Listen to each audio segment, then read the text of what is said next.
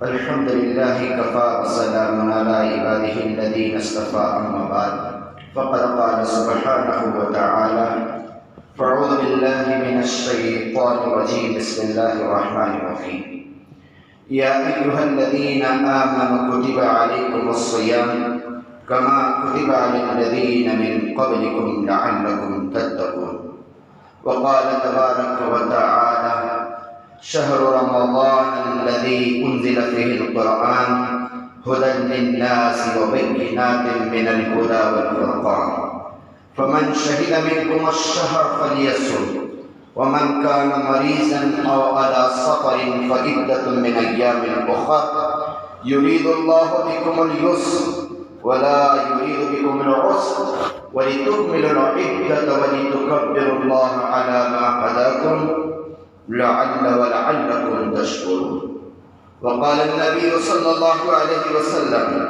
الصيام جنة ما لم يفرقها أو كما قال عليه الصلاة والسلام صدق الله العظيم وصدق رسوله النبي الكريم ونحن على ذلك من الشاهدين والشاكرين والحمد لله رب العالمين.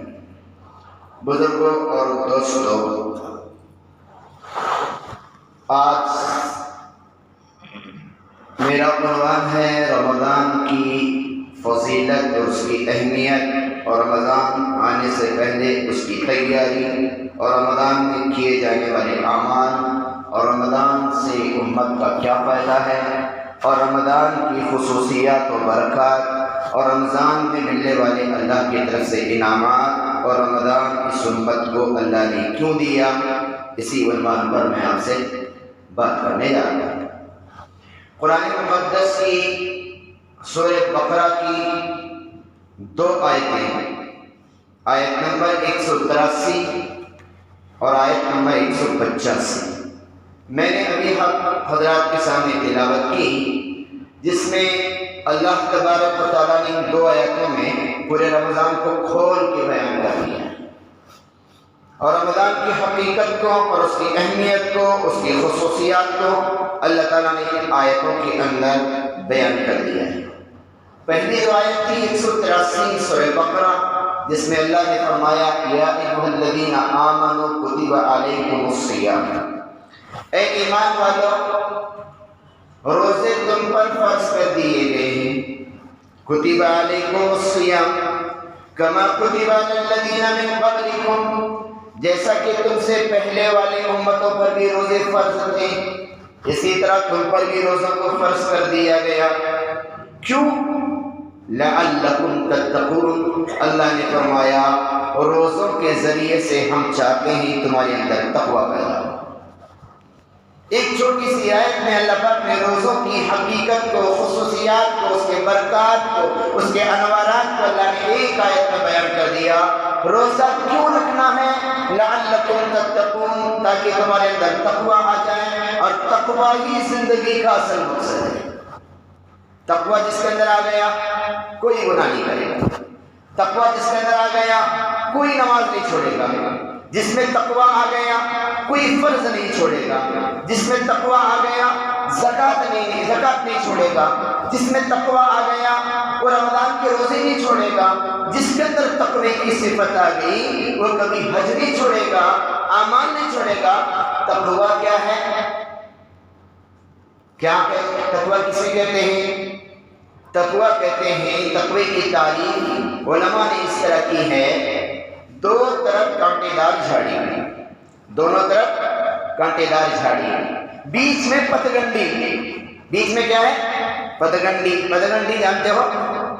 ہاں، راستہ، 2 کھیتوں کے بیچ میں ایک راستہ ہوتا ہے جس کو اردو میں پتگنڈی کہتے ہیں، ہاں، جس کو کنڑ میں ہاڑی کہتے ہیں، چھوٹا سا باریک راستہ ہوتا ہے، ہاں، وہ راستہ 2 کانٹے دار جھاڑیوں کے بیچ میں ہے، ادھر بھی کانٹے دار جھاڑی ہے، ادھر بھی کانٹے دار جھاڑی ہے، بیچ کا جو پتلا سا باریک راستہ ہے جس کو پتگنڈی کہتے ہیں، اس پر سے ایک آدمی کو گزر کے دوسری طرف جانا ہے۔ اب بتاؤ اس راستے پہ گزرنے والا ایک جگہ سے دوسری جگہ جانے کے لیے کتنے احتیاط کے ساتھ جائے گا؟ کیونکہ راستہ باریک ہے، ادھر بھی کانٹے ہیں ادھر بھی کانٹے ہیں، اب دونوں طرف کے کانٹوں سے اپنے دامن کو بچانا ہے۔ کرتا اس کا جو کرتا ہے ادھر کے کانٹوں میں پھنس جائے گا تو پھٹ جائے گا، ادھر کے کانٹوں میں پھنس جائے گا تو پھٹ جائے گا، اس کی جو شلوار ہے ادھر کے کانٹوں سے ٹکرائے گی تو وہ پھٹ جائے گی، ادھر کے کانٹوں سے ٹکرائے گی تو پھٹ جائے گی۔ راستہ چلنے والے کو تین طرف نظر رکھنا پڑے گا، سامنے بھی دیکھنا پڑے گا، دائیں بھی دیکھنا پڑے گا، بائیں بھی دیکھنا پڑے گا، اور کبھی مڑ کر پیچھے بھی دیکھنا پڑے گا، کہیں میرے پیچھے سے کرتا کانٹوں میں تو نہیں پھنسا۔ پورا راستہ پار کرنے تک اس کی یہی کیفیت ہوتی ہے۔ تو کہتے ہیں اسی کا معنی تقویٰ ہے کہ ایک آدمی کو دنیا سے آخرت کے لیے جانا ہے، ان دونوں کے بیچ میں ایک صراط مستقیم ہے، وہ دو صراط مستقیم بالکل ایسا پدگنڈی والا راستہ ہے، اور وہ دونوں اس راستے کے دونوں طرف شیطان کی پھیلائی ہوئی کانٹے دار جھاڑیاں ہیں، اور چلنے والا ایمان والا ہے، اسے دنیا سے نکل کر آخرت کی طرف جانا ہے، وہ راستہ بالکل باریک ہے، اس راستے پہ چلنا ہے، اور دونوں طرف شیطان نے کانٹے دار جھاڑی کو پھیلا کے رکھا ہے۔ اب اسے صراط مستقیم پہ چلنے والے ایمان والے کو ادھر کے شیطان کی جالوں سے بچانے کے لیے دامن سمیٹنا پڑے گا، ادھر کے شیطان کی جالوں سے بچانے کے لیے دامن سمیٹنا پڑے گا۔ آگے کی طرف نظر، پیچھے کی طرف نظر، دائیں کی طرف نظر، بائیں کی طرف نظر کرتا ہوا پار ہو کے 63 سال کی زندگی، 65 سال کی زندگی، 70 سال کی زندگی گزار کے نکل گیا۔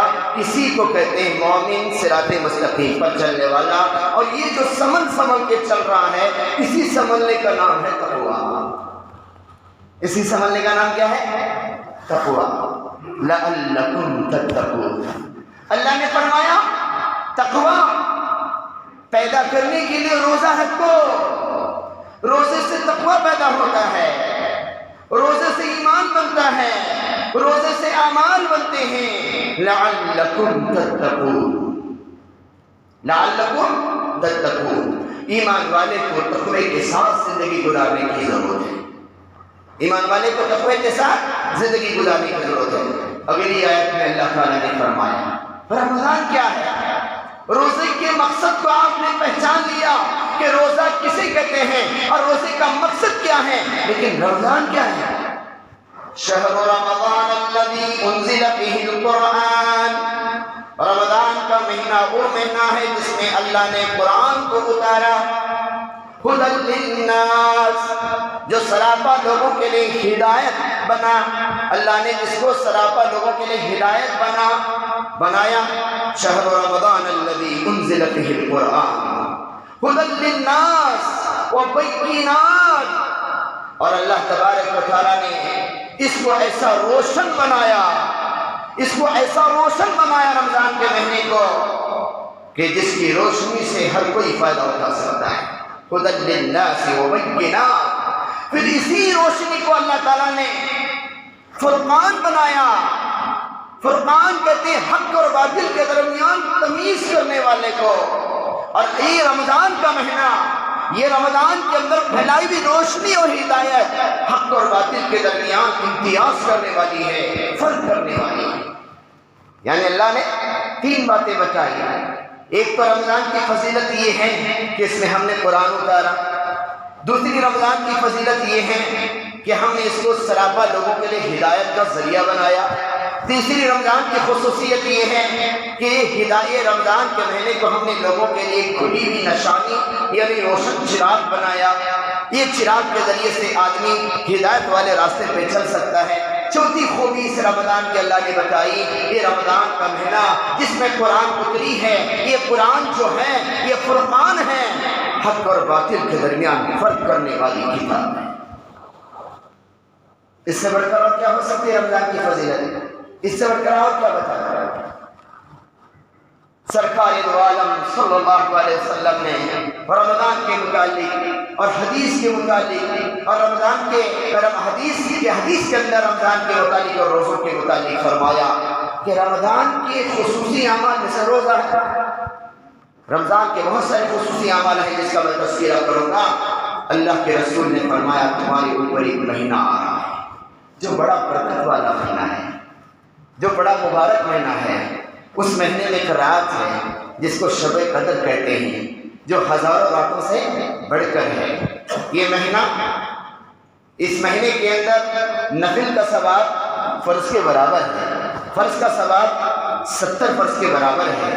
یہ مہینہ لوگوں کی غمخواری کا ہے، یہ مہینہ لوگوں کے غم اور دکھ کو بانٹنے کا ہے، یہ مہینہ صبر کا ہے اور صبر کا بدلہ جنت ہے۔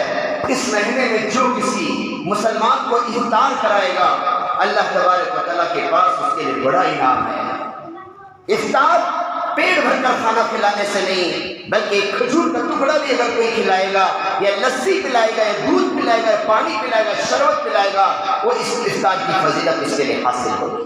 جو سرکار نے فرمایا، غموں کو بانٹنے والا مہینہ، صبر کا مہینہ، غمخواری کا مہینہ۔ اس مہینے کی نماز، تراویح کی نماز کو سنت بنایا گیا، سنت موقعہ کا حکم علماء کرام نے اس پر لگایا۔ اس مہینے کے روزوں کو فرض کر دیا گیا، اس مہینے کی عبادت کو 70 درجے گنا زیادہ بڑھایا گیا۔ فرض کا درجہ 70 فرض کے برابر، نفل کا درجہ فرض کے برابر کر دیا گیا۔ سرکار کی حدیثوں میں یہ ٹکڑے جو میں نے آپ کے سامنے بیان کیے ملتے ہیں رمضان کے متعلق۔ آگے اللہ تعالیٰ نے اسی آیت میں کیا فرمایا؟ فَمَنْ شَهِدَ مِنْكُمُ الشَّهْرَ فَلْيَصُمْ۔ جو رمضان کا مہینہ پائے چاہیے کہ وہ روزہ رکھے، فرض ہے۔ اللہ کہتے ہیں رمضان کا مہینہ جس کو بھی ملا اس کو کیا کرنا چاہیے؟ فَلْيَصُمْ، روزہ رکھے۔ اب یہاں پہ روزہ رکھنے کا آرڈر تو اللہ نے سب کو دے دیا، لیکن کچھ مجبور لوگ ہوتے ہیں، ان کے لیے آگے فرمایا وَمَنْ كَانَ مِنْكُمْ مَرِيضًا، جو تم میں سے بیمار ہے، بہت زیادہ بیمار ہے، جس کی طبیعت بہت خراب ہو گئی ہے، طبیبوں نے جس کو روزہ رکھنے سے منع کر دیا گیا ہے، جس کی پوزیشن بہت خراب ہے، فَمَنْ كَانَ مِنْكُمْ مَرِيضًا أَوْ عَلَىٰ سَفَرٍ، یہ لمبے سفر پہ چلا ہے، دھوپ کا مہینہ ہے، لمبے سفر کی مشقت کو برداشت نہیں کر سکتا روزے کی حالت میں، أَوْ عَلَىٰ سَفَرٍ فَعِدَّةٌ مِّنْ أَيَّامٍ أُخَرَ، اللہ نے فرمایا اس کے لیے گنجائش ہے کہ رمضان میں روزہ چھوڑے اور رمضان کے بعد اتنے روزوں کی قضا کرے۔ کن کے لیے؟ مریض۔ کون مریض؟ نارمل بخار آنے والا، کھانسی سردی والے کو نہیں، بہت زیادہ بیمار، جس کی بیماری، جس کا روزہ جس کی بیماری کو بڑھنے کا ذریعہ بن جائے، طبیبوں نے جس کو منع کیا، ایسی بیماری اور سفر میں ہے، لمبے سفر میں ہے، ان کے لیے اللہ تعالیٰ نے کیا فرمایا؟ وہ چھوڑے روزہ، وَعِدَّةٌ مِّنْ أَيَّامٍ أُخَرَ، اور رمضان کے بعد گنتی کے دن پورے کر لیں، جتنے چھوڑا ہے اتنے۔ فَمَنْ شَهِدَ مِنْكُمُ الشَّهْرَ فَلْيَصُمْ وَمَنْ كَانَ مَرِيضًا أَوْ عَلَىٰ سَفَرٍ فَعِدَّةٌ مِّنْ أَيَّامٍ أُخَرَ۔ آگے اللہ کیا فرما رہے ہیں؟ يُرِيدُ اللَّهُ بِكُمُ الْيُسْرَ، اللہ تمہارے لیے آسانی چاہتا ہے۔ يُرِيدُ اللَّهُ بِكُمُ الْيُسْرَ، اللہ تمہاری مشکلات نہیں چاہتا، تمہارے لیے آسانی چاہتا ہے، آسانیاں پیدا کر رہا ہے۔ وَلِتُكْمِلُوا الْعِدَّةَ، تاکہ تم گنتی کے روزوں کو، اللہ کی طرف سے فرض کیے ہوئے روزوں کو پورا کر سکو۔ عَلَىٰ مَا هَدَاكُمْ وَلِتُكْمِلُوا الْعِدَّةَ عَلَىٰ مَا هَدَاكُمْ، جس چیز کی طرف اللہ تعالیٰ نے تم کو رہنمائی کی ہے ان روزوں کو تم پورا کرو۔ لَعَلَّكُمْ تَشْكُرُونَ، آگے اللہ تبارک و تعالیٰ نے اس کا فائدہ بتاتے ہوئے فرمایا تاکہ تمہارے اندر شکر گزاری کا جذبہ پیدا ہو۔ روزہ رکھو گے، مجبوری میں روزہ چھوڑنے کی اللہ کی طرف سے اجازت ملی اور بعد میں اس کی قضا کر رہا ہے، تو اللہ تبارک و تعالیٰ کا تم شکر ادا کر سکو کہ اللہ میری مجبوری کے اندر تو نے مجھے چھوڑنے کی اجازت دے دی، بعد میں نے پورا کیا۔ یہ نہیں کہا کہ مجبوری میں روزہ چھوڑو تو چل جائے گا، کہا کہ ابھی چھوڑو تو بعد میں رکھنا پڑے گا، ابھی رکھیں گے تو بھی روزہ، بعد میں رکھیں گے بھی تو روزہ، رکھنا تو ہے، قضا ہے، یہ بوجھ ہے سر کے اوپر، جو ہو سکے رمضان میں رکھ لو، بعد ہو جائے گا، بعد میں رکھنا مشکل ہو جائے گا۔ وَعِدَّةٌ مِّنْ أَيَّامٍ، اگر کوئی سفر میں روزہ رکھ کے جا رہا ہے، افضلیت پر عمل کر رہا ہے، رخصت تو روزہ چھوڑنے کی تھی لیکن افضلیت پر عمل کر رہا ہے، اللہ اور زیادہ خوش ہوں گے۔ اگر بیمار ہے پھر بھی روزہ رکھا ہوا ہے اللہ اور زیادہ خوش ہوں گے. چھوڑنے کی اجازت تھی لیکن بیمار ہے پھر بھی روزہ رکھ رہا ہے اللہ اور خوش ہوں گے کیونکہ اسے بعد میں بھی رکھنا تھا اب بھی رکھنا ہے. یہ برکت والا مہینہ ہے, یہ تیاری والا مہینہ ہے. یہ گھروں کو صاف کر کے بستروں کو دھو کر گھروں کو کلین کرنے کا بھی مہینہ نہیں ہے. یہ تو ظاہری پاکی ہے, یہ دلوں کو صاف کرنے والا مہینہ ہے, غم پیدا کرنے والا مہینہ ہے, لوگوں کے درد کو پیدا کرنے, لوگوں کا درد اپنے اندر بسانے کے لیے رمضان کا مہینہ ہے. رمض کے معنی آتے ہیں جلانے کی اور جھلسانے کی. رمضان رمض کہتے ہیں عربی میں جلانا اور جھلسانا. رمضان کے معنی ہو گئے جلانے والا جھلسانے والا. اس مہینے کو رمضان کیوں کہتے ہیں؟ رمضان نہیں اور رمضان, رمضان ہمیں کیا بولتے ہیں؟ رمضان آیا رمضان, جان نہیں وان, اور رمضان نہیں رمضان, را پر زبر میم پر زبر ذات پر بھی زبر, رمضان رمضان, رمضان شریف نہیں رمضان المبارک. یہ رمضان کا مہینہ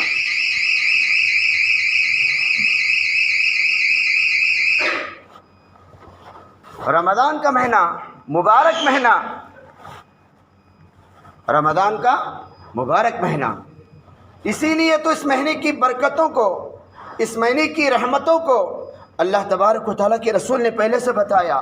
یہ برکت والا مہینہ, رحمت والا مہینہ, غمخواری کا مہینہ. میری طرف دیکھو, میری آواز تو آتی ہے نا سب کو, میں مائک کا محتاج نہیں ہوں. اللہ نے میری آواز میں وہ کشش پیدا کر دیا ہے, پہاڑی آواز ہے میری, اور مائک بھی بند ہو گیا تو اور زیادہ زور سے بولوں گا.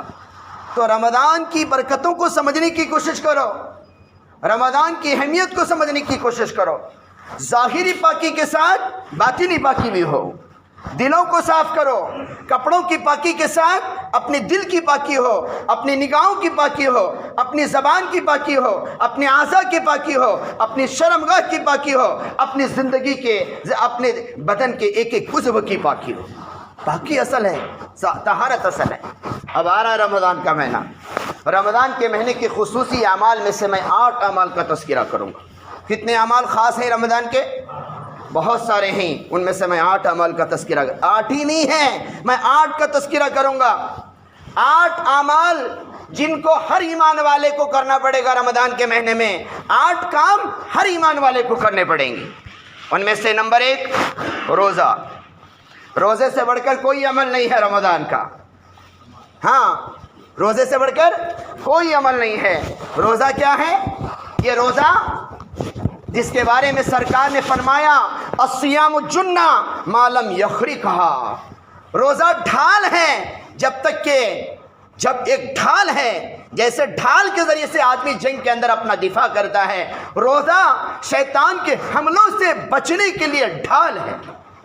شیطان جو گناہوں کی دعوت دے رہا ہے نا, ان گناہوں سے بچنے کے لیے روزہ کیا ہے؟ ڈھال. سمجھتے ہو, جنگ کے موقع پر استعمال کرتا ہے آدمی اپنی دفاع میں کہ سامنے والے کی تلوار ڈھال کو لگے مجھے نہ لگے. تو روزہ کیا ہے؟ الصیام جنہ, روزہ ڈھال ہے. تو رمضان کے خصوصی اعمال میں پہلا عمل روزہ ہے. اور روزے کی ظاہری برکات کیا ہیں؟ نمبر 1, روزے سے اللہ کی خشیت پیدا ہوتی ہے, اللہ کا ڈر پیدا ہوتا ہے. روزہ رکھنے سے آدمی وہی روزہ رکھتا ہے جس کے اندر اللہ کی خشیت اور ڈر ہو. نمبر 2, تقویٰ پیدا ہوتا ہے, اللہ سے ڈر کے زندگی گزارنے کا مزاج پیدا ہوتا ہے.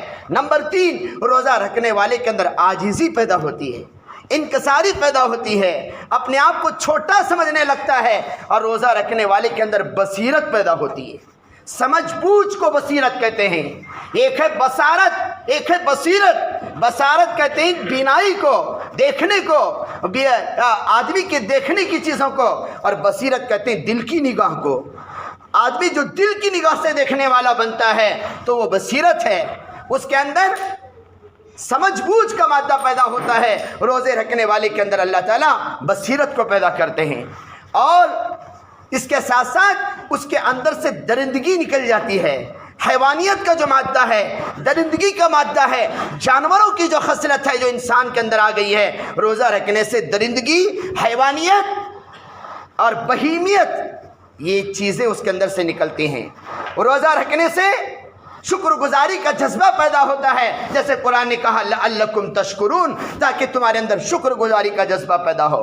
روزہ جسے جو رکھتا ہے اس کی جسم اور روح کو تقویت پہنچتی ہے، ویکنیس نہیں ہوتا، کمزور نہیں ہوتا، ویٹ کم نہیں ہوتا۔ پہلے روزے سے پہلے ویٹ کرا لو اور عید کے دن ویٹ کرا لو، میں چیلنج کے ساتھ کہتا ہوں تمہارا وزن کم نہیں ہوتا، کمزور نہیں ہوتا، ویک نہیں ہوتا۔ ویکنیس پن روزے سے نہیں آتا، کیونکہ طبیعت کا جو کھا کھا کھا کے مشین پوری جام ہو گئی ہے، اور اس کو کچھ دیر کے لیے بھوکا رکھنا تھا، وہ پورا کا پورا اس کا سرکولیشن ہو جاتا ہے، اور مشین پوری کی طریقے سے رمضان کے مہینے میں کیا ہو جاتی ہے؟ اچھی ہو جاتی ہے، طبیعت کے اندر نکھار پیدا ہوتا ہے۔ جیسے پچنا لگانے سے، پچنا معلوم ہے کہ بدن کا فاسد خون نکالنا، پچنا لگانے سے جسم کے اندر کا خون، گندا خون نکلتا ہے، طبیعت میں بشاشت پیدا ہوتی ہے۔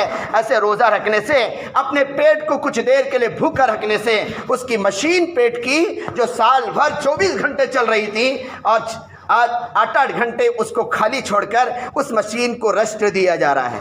بعد میں رات میں کھاتے رہو، تراویح سے لے کر سحری تک کھا رہا ہے، ہاں، لیکن دن میں بھوکا رہ رہا ہے۔ اس مشین کو کچھ دیر کے لیے کیا دیا جا رہا ہے؟ ریسٹ دیا جا رہا ہے۔ طبیعت سدھرتی ہے، اور آگے کیا ہے؟ روزہ جو ہے روح کی غذا ہے۔ کس کی غذا ہے؟ ایک ہے جسم کی غذا، ایک ہے روح کی غذا۔ روزہ رکھنے سے آدمی کی روح کو غذا ملتی ہے۔ یہ روزے کے نوارات اور برکات ہیں۔ جو 8 کام میں نے بتائے تھے، ان میں سے پہلا کام روزہ، اور روزے کی خصوصیات کو میں نے بتایا کہ روزہ رکھنے سے کیا فائدہ ہے۔ دوسرا کام دعا، کیا ہے؟ دعا۔ ایک دعا کا مزاج رمضان کے مہینے میں بندے کے اندر آتا ہے۔ عام طور پہ سال کے 12 مہینے امام کی دعا کے علاوہ کوئی دعا نہیں مانگتا، نماز پڑھ کے نکل جاتا ہے، امام جو دعا مانگتا ہے اسی پہ اکتفا کرتا ہے، لیکن دعا کی عملی مشق اور پریکٹس رمضان کے مہینے میں ہوتی ہے۔ ہر کوئی افطاری کے وقت دعا مانگ رہا ہے، اور کبھی دعا مانگ رہا ہے تہجد میں سحری کے وقت اٹھ کر، اور سحری کے وقت تہجد کی نماز پڑھ کے دعا مانگ رہا ہے۔ جو سال بھر دعا نہیں مانگتے تھے ان کو دعا کی توفیق ملتی ہے رمضان کے مہینے میں، اور دعا کرنے کا ایک ماحول بنتا ہے۔ اور اللہ کا وعدہ ہے، میں جو رمضان کی دعاؤں کو قبول کرتا ہوں، ایسی دعا غیر رمضان میں کبھی قبول نہیں ہوتی۔ اور قبولیت کی کچھ گھڑیاں اللہ نے بتائی ہے۔ سحری کے وقت دعا قبول ہوتی ہے، افطار کے وقت دعا قبول ہوتی ہے، لیکن اس کے لیے اللہ نے شرط لگائی کہ دعا کی قبولیت کے لیے اپنے پیٹ کو حرام غذا سے بچانا۔ دعا کی قبولیت کے لیے اپنے پیٹ کو حرام غذا سے بچانا۔ اگر کوئی افطاری حرام غذا سے کر رہا ہے، سحری حرام غذا سے کر رہا ہے، اور جس کی دعوت ہے وہ دعوت کھانے کے لیے جا رہا ہے، کوئی اگر مٹکا لینے والا دعوت کرے اور کوئی حرام غذا کھلا رہا ہے، جا کے سحری کھا کے آ رہا ہے، افطاری کھا کے آ رہا ہے، اور دعا پورا رمضان مانگتا رہے گا، خدا کی قسم اس کی دعا قبول نہیں ہوگی۔ شرط لگایا اللہ نے، میں رمضان میں دعاؤں کو قبول کرتا ہوں، تم دعائیں مانگو، میں تمہارے شہرک سے زیادہ قریب ہوں، لیکن شرط یہ ہے کہ خاص طور سے رمضان کے مہینے میں تم اپنے پیٹ کو حرام غذا سے بچاؤ۔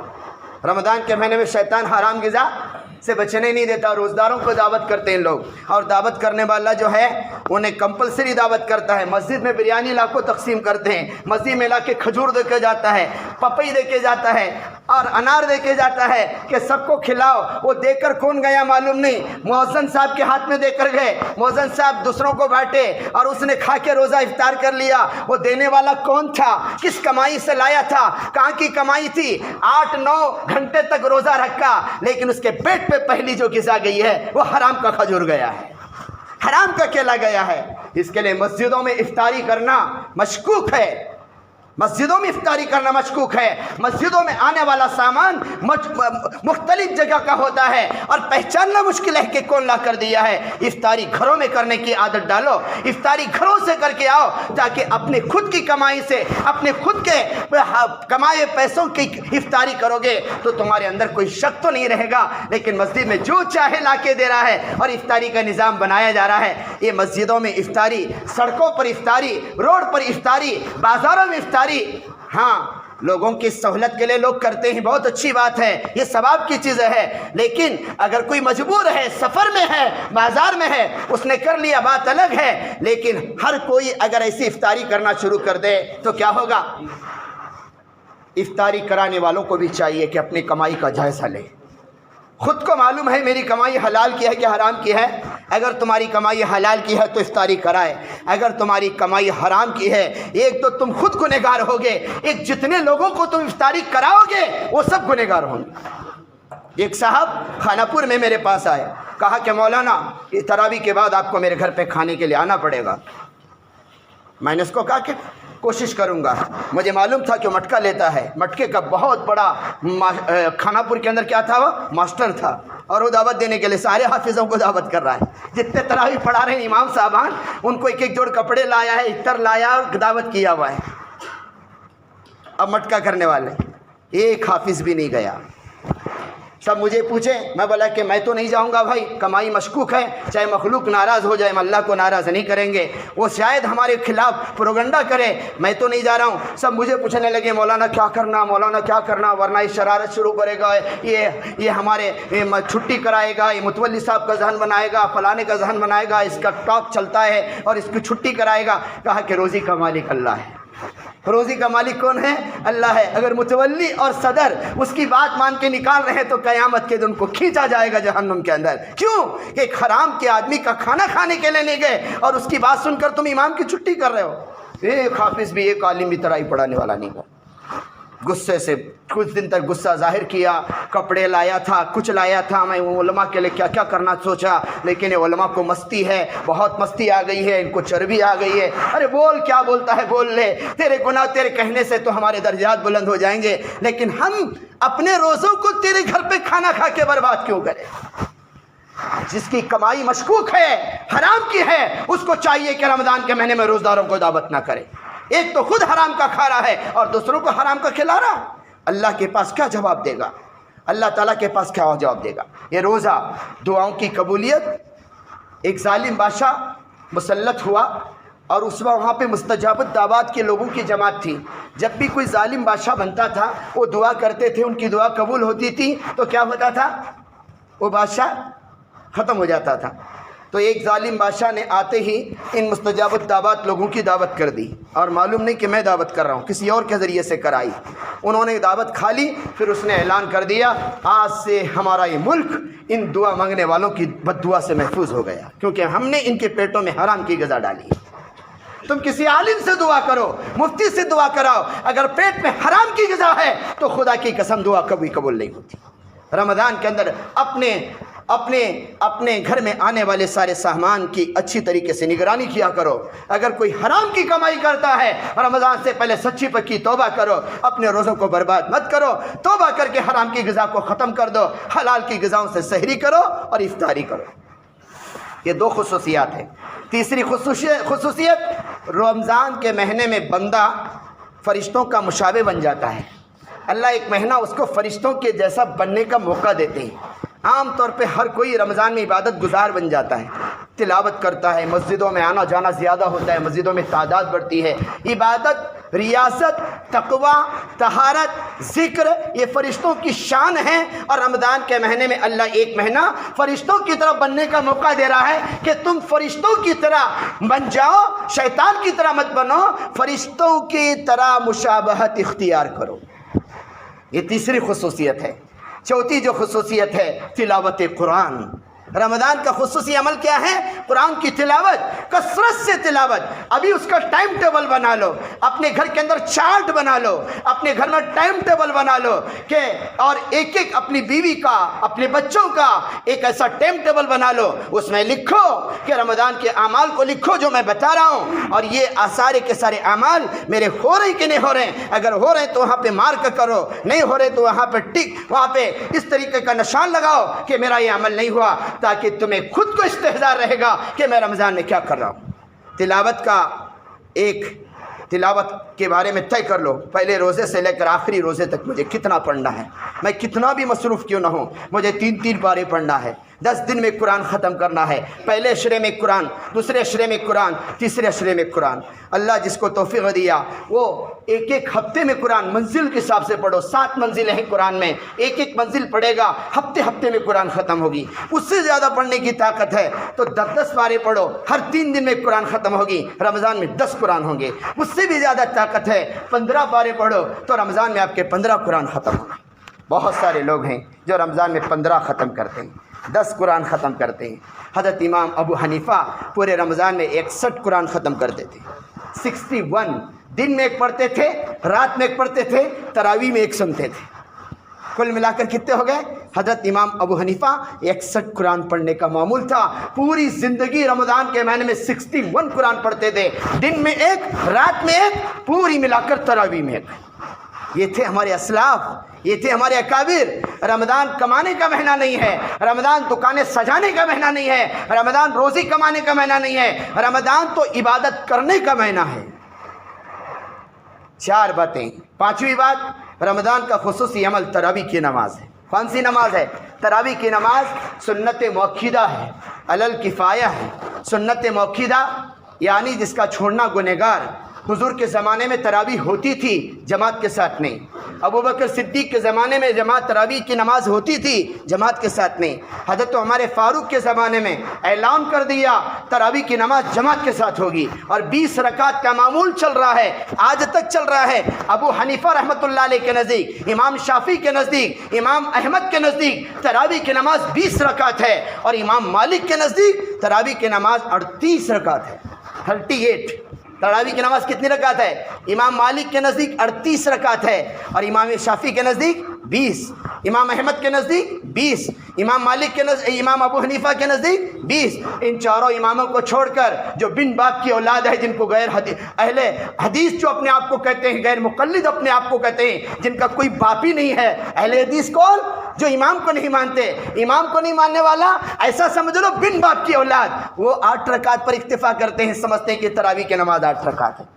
ہمارے تمام ائمہ کا اتفاق ہے، محدثین کا اتفاق ہے، ہمارے فاروق کا اتفاق ہے، تمام کبار صحابہ کا، تابعین کا، اسلاف کا، حرمین کے اماموں کا، سب پر اتفاق ہے کہ تراویح کی نماز 20 رکعت ہے۔ اور حرمین شریفین مدینہ اور مکہ، یہاں پر اللہ پاک نے 20 رکعت کی نماز حضور کے زمانے سے زندہ رکھا ہے، قیامت تک زندہ رہے گی انشاءاللہ، کیونکہ وہ جو دو مسلح ہیں مدینے کا اور مکہ کا، ان مسلحوں سے کبھی غلط نماز نہیں پڑھائی جائے۔